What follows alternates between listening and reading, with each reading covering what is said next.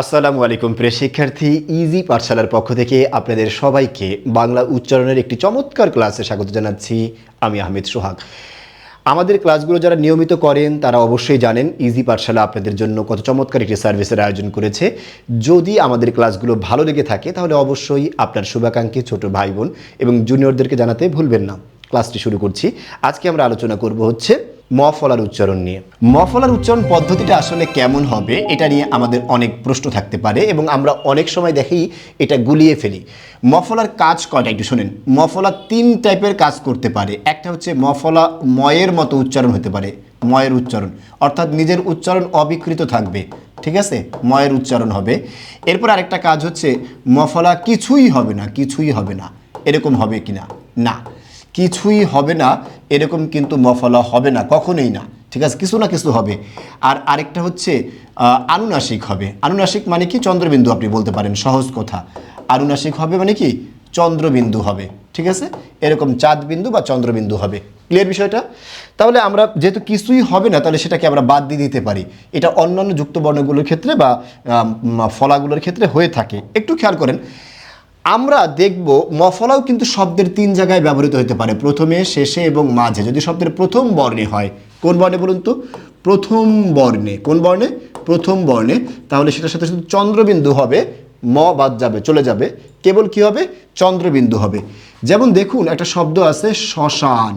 এই যে শ্মশান শব্দটা যে আছে, এই শ্মশান শব্দের বানানে কি হবে? যেহেতু প্রথম বর্ণে মফলা আছে তাহলে এটা কি হবে? এটা হবে গিয়ে চন্দ্রবিন্দু। তখন এটার উচ্চারণটা কি হবে? শ্মশান। এটা হচ্ছে এই শব্দটার প্রকৃত উচ্চারণ। আমি একটা শব্দ লিখলাম স্মৃতি। কি লিখলাম বলুন তো? স্মৃতি। এখানেও কিন্তু মফলা শব্দের প্রথম বর্ণে আছে, তাই এটার উচ্চারণটা কি হবে? স্মৃতি। এটা হচ্ছে এই শব্দটার প্রকৃত উচ্চারণ। আশা করি সবাই বুঝতে পেরেছেন। এখন প্রশ্ন হচ্ছে, এই মফলা যদি শব্দের প্রথমে না থেকে মাঝে বা শেষে থাকে তাহলে আমরা কি করব? মাঝে বা শেষে থাকলে সেক্ষেত্রেও কি আমরা কেবল চন্দ্রবিন্দু দিব? না, এক্ষেত্রে কিন্তু 2টা কাজ হবে। কয়টা? 2টা। একটা হচ্ছে দ্বিত্ব হবে। দ্বিত্ব মানে 2 বার প্লাস চন্দ্রবিন্দু, এই 2টো কাজ হবে।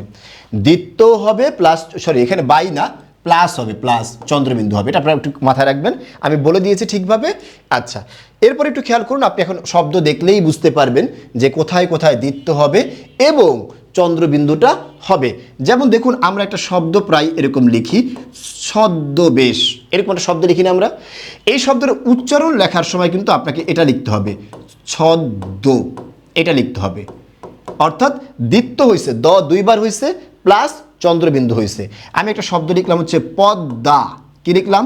পদ্মা। তাহলে এই শব্দটার উচ্চারণটা কি হবে? উচ্চারণটা হবে এরকম, প দ দ আকার, আর এখানে হচ্ছে চন্দ্রবিন্দু। কথা কি বুঝতে পেরেছেন? আচ্ছা, আবার আমি লিখতে পারি পদ্ম। এখানেও ঠিক সেম একই রকমভাবে, যেহেতু মফলা দ্বিতীয় বর্ণে বা শেষ বর্ণে হয়েছে, তাই এখানেও কিন্তু ঠিক একই রকম হবে, দ্বিত্ব হবে প্লাস ওকার হবে। তো কেন সেটা আলাদা জিনিস, চন্দ্রবিন্দুও হবে। তাহলে আমরা বিষয়টা বোঝাতে পেরেছি। কিন্তু কথা হচ্ছে, এই মফলা যদি কোনো যুক্ত বর্ণের সাথে ব্যবহৃত হয়, যুক্ত বর্ণের সাথে মফলা ব্যবহৃত হয়, সেক্ষেত্রে কি হবে? যুক্ত বর্ণে থাকলে এক্ষেত্রে কিন্তু কেবল চন্দ্রবিন্দু হবে, আর কিছু হবে না, কেবল চন্দ্রবিন্দু হবে। এটা হচ্ছে আপনাকে মাথায় রাখতে হবে। কিভাবে? দেখুন, আমি একটা শব্দ লিখলাম এরকম, লক্ষণ, রামের ভাই লক্ষণ যে আছে না, সেই লক্ষণ আমি লিখলাম, তাই না? এখানে দেখুন মফলা শব্দের দ্বিতীয় বর্ণে আছে, কিন্তু কার সাথে? যুক্ত বর্ণের সাথে। তাই এটার উচ্চারণটা কি হবে? এটার উচ্চারণটা এরকম হবে, লক্ষণ। খেয়াল করেছেন? এবং এখানে চন্দ্রবিন্দু হবে। এখানে কি হবে? চন্দ্রবিন্দু। কেন? এখানে এটা দ্বিত্ব করতে পারবে না। কখনোই যুক্ত বর্ণের সাথে থাকলে সাধারণত মফলা দ্বিত্ব করতে পারে না, কিন্তু তার প্রভাব, চন্দ্রবিন্দু যেটা ময়ের প্রভাব, সেটা কিন্তু অবশ্যই রয়ে যায়। এভাবে যদি আপনি প্র্যাকটিস করেন সামনের শব্দগুলো, আশা করি মফলাজনিত আপনার যত সমস্যাগুলো আছে খুব সহজে সমাধান করতে পারবেন। ধন্যবাদ জানিয়ে ইজি পাঠশালার পক্ষ থেকে আজকের ক্লাসটা এখানেই শেষ করছি। আসসালামু আলাইকুম।